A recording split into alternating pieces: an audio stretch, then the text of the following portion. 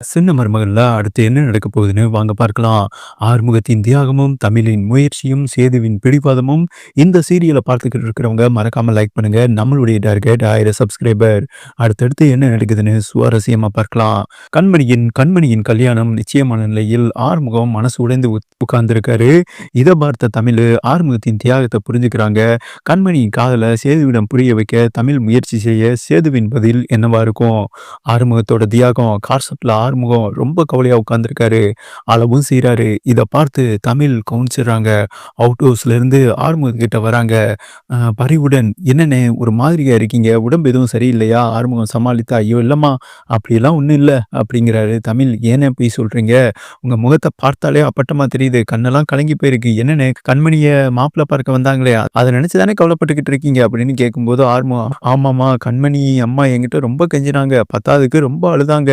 அவங்களுடைய விருப்பத்தை யாருமே கேட்கல அப்படின்னு என்கிட்ட ரொம்ப அழுதாங்க."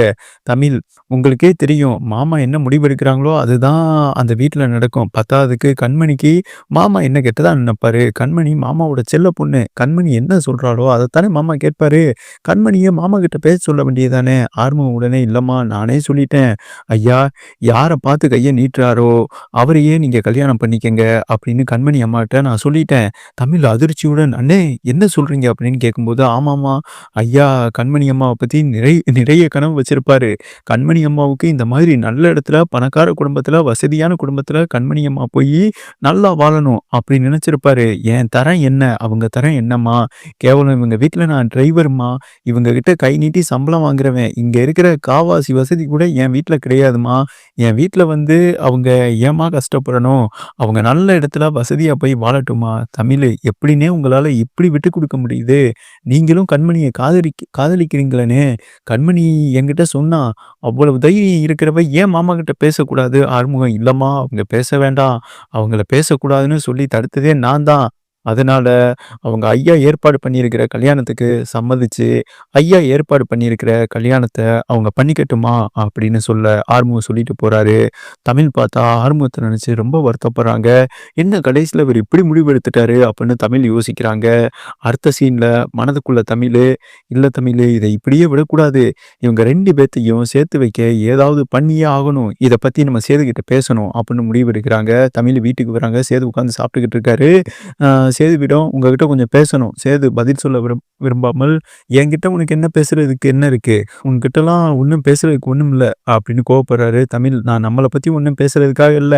நான் வேற ஒரு விஷயம் உங்ககிட்ட பேசணும்." சேது சற்று கோவமா, "என்கிட்ட தான் பேசவே மாட்டேன்னு சொன்ன. இப்ப என்னமோ வேற விஷயம் ஏதோ பேசணும்னு சொல்ற." தமிழ் கோபத்துடன், "இங்க பாருங்க, நான் நம்மள பத்தியோ, இல்ல நமக்குள்ள இருக்கிற சண்டைய பத்தியோ எதையும் நான் பேச விரும்பல. நான் பேசணும்னு நினைக்கிறது எல்லாம் கண்மணிய பத்தி." "கண்மணிய பத்தியா? கண்மணிய பத்தி என்ன?" அப்படின்னு சேது கேட்க, "இல்ல, இப்ப கண்மணிய மாப்பிள்ளை பார்த்துட்டு போயிருக்காங்கல்ல, அத பத்தி தான் பேசணும்." சேது, "ஆமா, மாப்பிள்ளை வந்து பார்த்துட்டு போயிட்டாங்க. நிச்சயம் பண்ணியாச்சு. 1 வாரத்துல கல்யாணம். இப்ப அது என்ன உனக்கு?" அப்படின்னு கேட்கிறாரு. தமிழ், "இல்லைங்க, கண்மணிக்கு இந்த கல்யாணத்துல விருப்பம் இல்ல." சேது, "கண்மணிக்கு இந்த கல்யாணத்துல விருப்பம் இல்லையா? என்ன இந்த கல்யாணத்த தடுத்து நிறுத்தலான்னு பார்க்குறியா?" அப்படின்னு கேட்கிறாரு. தமிழ், "இந்த கல்யாணத்த தடுத்து நிறுத்தி எனக்கு என்னங்க கிடைக்க போகுது? கொஞ்சமாவது யோசிச்சு பேசுங்க. கண்மணிக்கு இந்த கல்யாணத்துல விருப்பமே கிடையாது. கண்மணி வேற ஒருத்தர காதலிக்கிறாங்க." தமிழ் பட்டுன்னு போட்டு உடைக்கவும் சேது அதிர்ச்சி அடைகிறாரு. "என்ன சொல்ற?" அப்படின்னு கேட்க, "ஆமாங்க, கண்மணி ஒருத்தர காதலிக்கிறாரு. பத்தாததுக்கு அவர் நமக்கு தெரிஞ்சவர் தான்." "நமக்கு தெரிஞ்சவரா? நமக்கு தெரிஞ்சவர்னா யாரு?" அப்படின்னு கேட்கிறாரு. "வேற யாரும் இல்ல, ஆறுமுக அண்ணன் தான்." அப்படின்னு சொன்னோனே கோவமா, "யாரோ ஆறுமுகமா? அவன் தான் கண்மணி மனசுல ஏதாவது பேசி கெடுத்திருப்பான் ராஸ்கல்." அப்படின்னு கோபப்படுறாரு. தமிழ் கோவமா, "இங்க பாருங்க, தேவையில்லாம கோவப்படாதீங்க. நான் சொல்றத முதல்ல கேளுங்க. கண்மணி தான் ஆறுமுக அண்ணன் மேல முதல்ல விருப்பப்பட்டிருக்காங்க.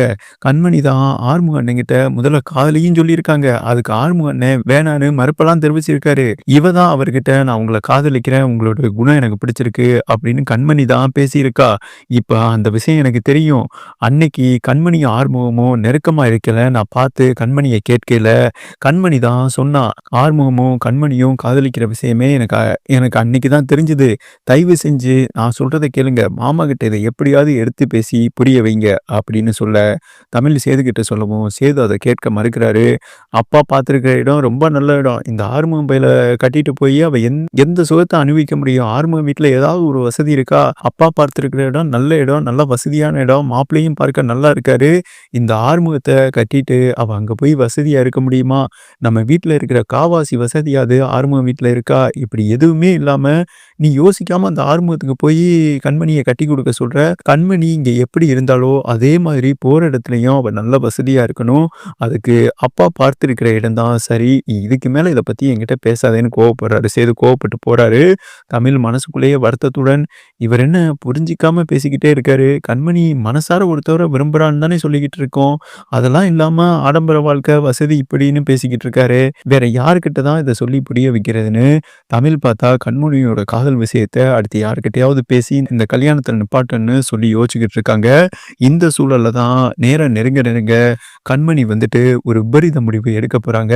நம்ம காதலிச்ச விஷயத்த அப்பாகிட்டயும் சொல்ல முடியாது, அண்ணன்கிட்டயும் சொல்ல முடியாது. நம்மள வேற ரொம்ப நம்பியிருக்காங்க.